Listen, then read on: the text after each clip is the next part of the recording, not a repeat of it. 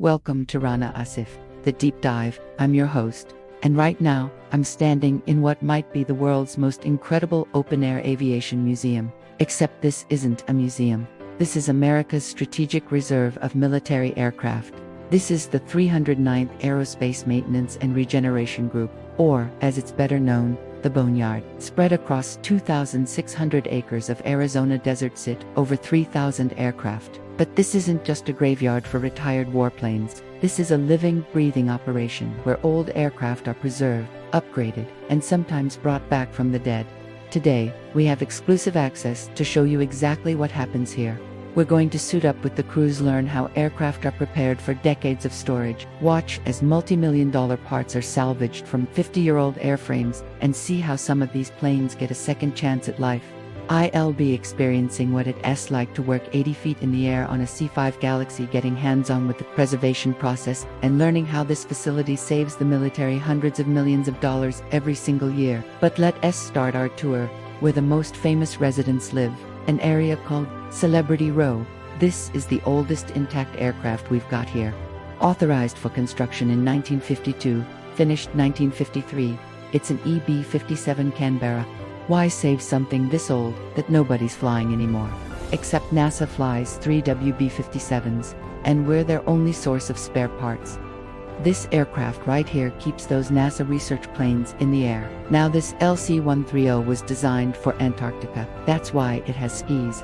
This particular plane crashed in the early 1970s when a rocket-assisted takeoff system broke loose and damaged an engine. It crashed in Antarctica and sat buried in snow for 17 years. The Navy finally dug it out, put a new engine on it, flew it 850 miles back to McMurdo Station, flew it for another 10 years, then retired it here to Arizona. These B-52s complied with the Strategic Arms Reduction Treaty. They had to be visibly eliminated as nuclear delivery platforms, nose removed, tail off, wings cut at this specific angle, so satellites could verify they could never fly again. But they're not completely useless. Parts from these G models keep the current H models flying. We reclaim components that literally don't exist anywhere else in the world anymore. This aircraft arrived last Thursday from Davis Air Force Base. First step is the flush farm. We drain all the JP-8 fuel and replace it with preservation oil.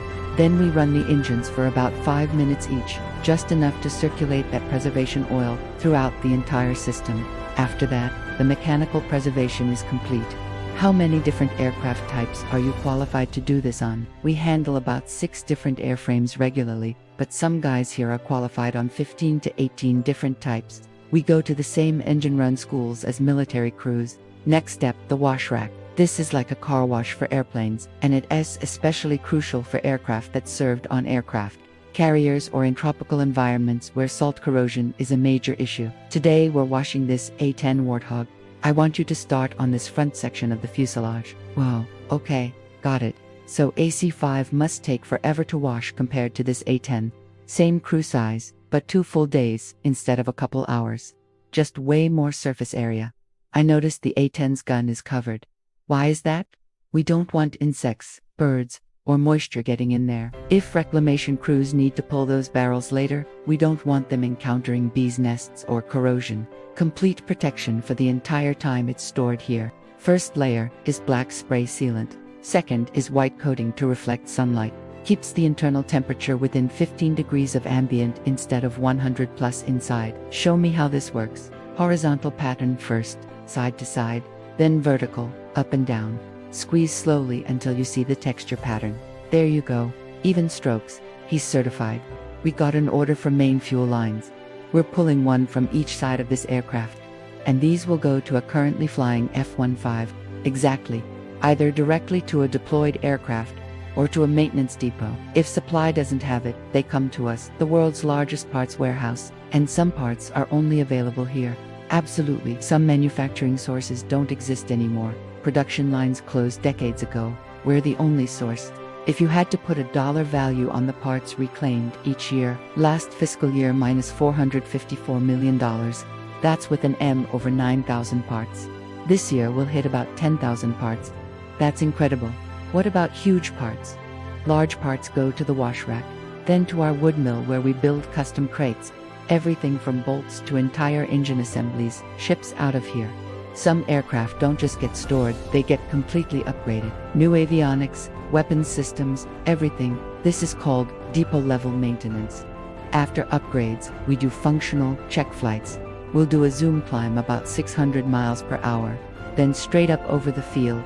Check all systems at different altitudes, minus 30,000, 40,000 feet. What's the most challenging part? Going from full afterburner to idle back to full afterburner, stressing the engine through its entire operating envelope. We fly everything from the oldest systems to the latest technology, sometimes all in the same day. After spending the day here, I keep thinking about how much I wish these aircraft could speak. Imagine the stories they could tell. Decades of service, missions flown around the world. But what's equally incredible are the people here at the 309th AIM. They're not just caretakers, they're historians, mechanics, engineers, and logisticians, ensuring these aircraft don't just rot away, but remain a viable national resource. The Boneyard isn't an ending, it's a pause. Some aircraft will sit here for decades as a strategic reserve. Others will donate their parts to keep sisters flying.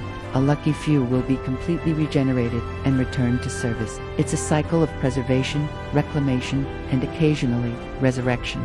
From the deserts of Arizona back to the skies they were built to dominate. For Rana Asif, the Deep Dive, I'm Sam. Thanks for joining me on this behind-the-scenes look at one of America's most vital, yet little-known, military facilities. If you enjoyed this deep dive, make sure to subscribe and hit that notification bell. See you on the next adventure.